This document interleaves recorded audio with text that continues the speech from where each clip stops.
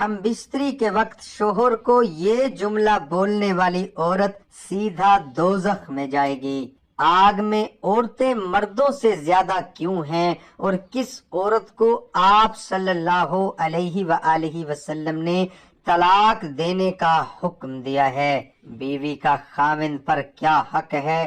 Video کو مکمل دیکھیے گا۔ محترم ناظرین، آپ صلی اللہ علیہ وآلہ وسلم سے یہ ثابت ہے کہ جہنم میں عورتوں کی اکثریت ہے۔ عمران بن حسین بیان کرتے ہیں کہ نبی صلی اللہ علیہ وآلہ وسلم نے فرمایا، میں نے جنت میں جھانکا تو اس میں اکثر لوگ فقراء تھے، اور میں نے جہنم میں جھانکا تو اس میں اکثر عورتیں تھیں۔ صحیح بخاری حدیث نمبر 3241، صحیح مسلم حدیث نمبر 2737۔ اور اس کے سبب کے متعلق نبی صلی اللہ علیہ وآلہ وسلم سے پوچھا گیا تو آپ نے وہ بھی بیان فرمایا کہ عبداللہ بن عباس رضی اللہ عنہما بیان کرتے ہیں کہ رسول اللہ صلی اللہ علیہ وآلہ وسلم نے فرمایا، مجھے آگ دکھائی گئی تو میں نے آگ جیسا خوفناک منظر کبھی نہیں دیکھا، اور میں نے جہنم میں اکثریت عورتوں کی دیکھی ہے۔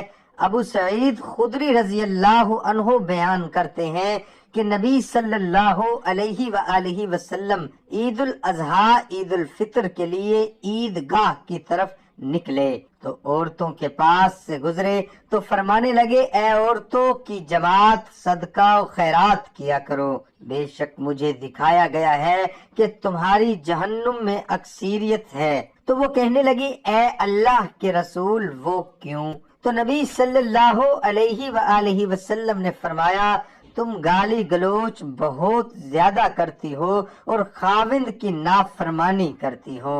میں نے دین اور عقل میں ناقص تم سے زیادہ کوئی نہیں دیکھا، تم میں سے کوئی ایک اچھے بھلے شخص کی عقل خراب کر دیتی ہے۔ وہ کہنے لگی، اے اللہ کے رسول صلی اللہ علیہ وآلہ وسلم، تو ہمارا دین اور ہماری عقل میں نقص کیا ہے؟ نبی صلی اللہ علیہ وسلم نے فرمایا، کیا عورت کی گواہی نصف مرد کے برابر نہیں؟ تو وہ کہنے لگی، کیوں نہیں؟ تو نبی صلی اللہ علیہ وسلم نے فرمایا، تو یہ اس کی عقل کا نقصان ہے۔ کیا جب کسی کو حیض آئے تو وہ نماز اور روزہ نہیں چھوڑتی؟ تو وہ کہنے لگی، کیوں نہیں؟ تو نبی صلی اللہ علیہ وسلم نے فرمایا، یہ اس کے دین کا نقصان ہے۔ صحیح بخاری حدیث نمبر 304۔ سیدنا انس بن مالک رضی اللہ عنہ سے روایت ہے کہ نبی کریم صلی اللہ علیہ وآلہ وسلم نے فرمایا، کسی کے بشر کے لیے اجازت نہیں کہ وہ دوسرے بشر کو سجدہ کرے۔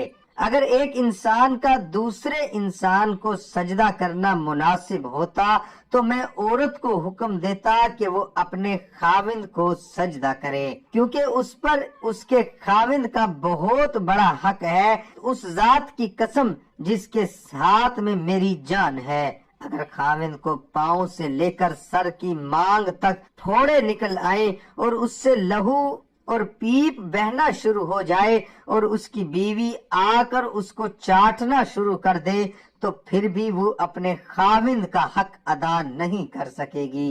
سورج اور چاند گرہن کی حقیقت یہ اللہ تعالیٰ کی قدرت کی نشانیاں ہیں۔ یہ ظاہر کرنے کے لیے جو قادر مطلق اللہ تعالیٰ سورج سے روشنی دیتا ہے اور چاند سے چاندنی دیتا ہے، وہی اللہ تعالیٰ ان کو ماند کر دینے پر بھی قادر ہے۔ رسول اللہ صلی اللہ علیہ وآلہ وسلم کے زمانے میں آپ صلی اللہ علیہ وآلہ وسلم کے صاحبزادے حضرت ابراہیم رضی اللہ عنہ کے انتقال کے بعد سورج گرہن ہو گیا۔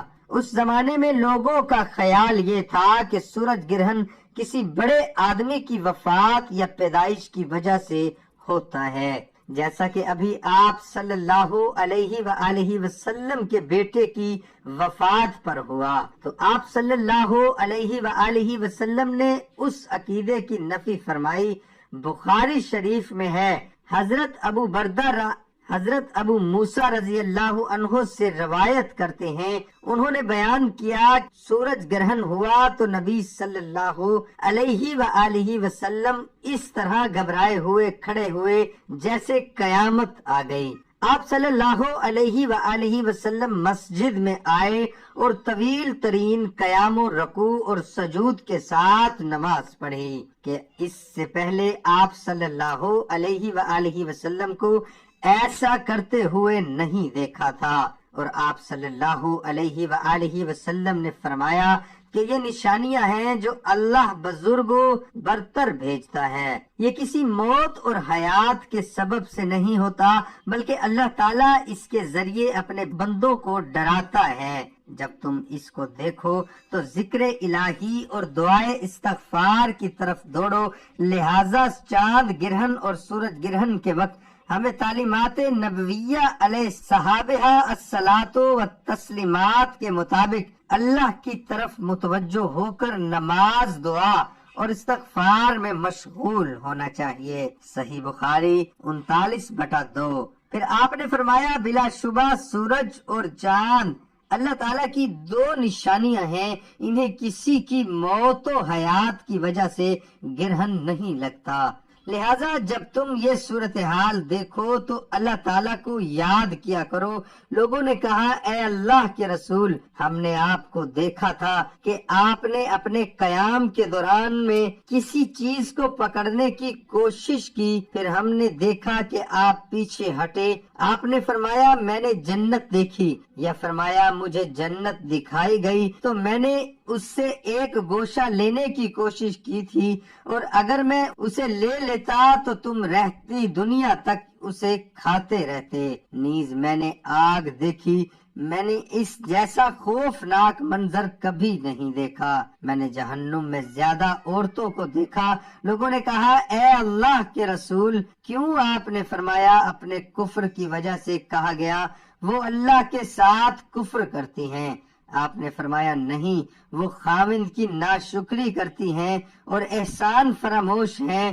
اگر تو ان میں سے کسی کے ساتھ ساری زندگی حسن و سلوک کرے، پھر وہ تجھ سے کوئی ناگوار چیز دیکھے تو کہے گی میں نے تجھ سے کبھی کوئی اچھا سلوک نہیں دیکھا۔ یہ ہے وہ جملہ جس جملے کو شوہر سے بولنے والی عورت جہنم میں جائے گی۔ طلاق کا شمار اللہ تعالیٰ کے بڑے ناپسندیدہ کاموں میں سے ہے۔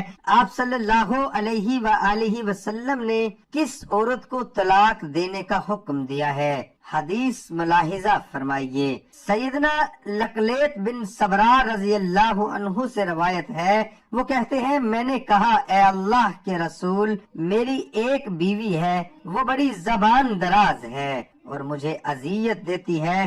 آپ صلی اللہ علیہ وآلہ وسلم نے فرمایا اسے طلاق دے دو۔ اس نے کہا میرا اس کے ساتھ پرانا ساتھ ہے اور اس سے میری اولاد بھی ہے۔ آپ صلی اللہ علیہ وآلہ وسلم نے فرمایا پھر اسے روک لو اور اسے بھلائی کی تلقین کرتے رہو، اگر اس میں بھلائی قبول کرنے کی صلاحیت ہوئی تو وہ قبول کر لے گی۔